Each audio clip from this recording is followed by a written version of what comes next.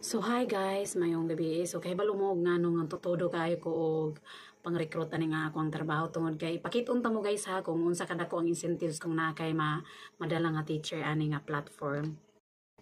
Okay, so kana siya nanakoy isa ka student nga onboarding, nanakoy isa ka teacher si Laravel de los Lusat Lasota. So nanakoy teacher, nanakoy isa ka kanang na-recruit nga onboarding na siya. Sa onboarding, start na siya og klase, dawat na siya sa demo. So pakitan ta mo guys kung unsa kadako ang incentives ani moong lami kaya sa paminaw, di ba? Munay atuang munay makuha kung mang-recruit ta sa kanang ani nga platform guys mo nang asa pa man ka mangita og 1,000 ano niya kung atuan na siyang i-convert into students, ang 1,000 is 20 kabuk students na.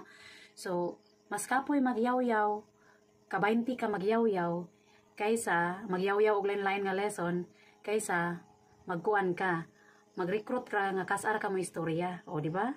Kasara ka mo istorya, kwarta pa. Kasara ka mo explain nila, kwarta pa. Naginagmay nga kanang mga follow-up nila nga questions, di man dyan ingon nga asin maglisod tubag, makatubag man dyan ka. Unlike sa lesson na 25 minutes dyan, di ba? 25 minutes na 20, pila pa na ka oras ng 20 ka, pila ka oras na, pulo ka oras ng 20 ka students. Di ba guys? Manang todo recruit ta kay bulan, kung natin ma-recruit, ay lami kayong 1,000. Ay, maura to guys.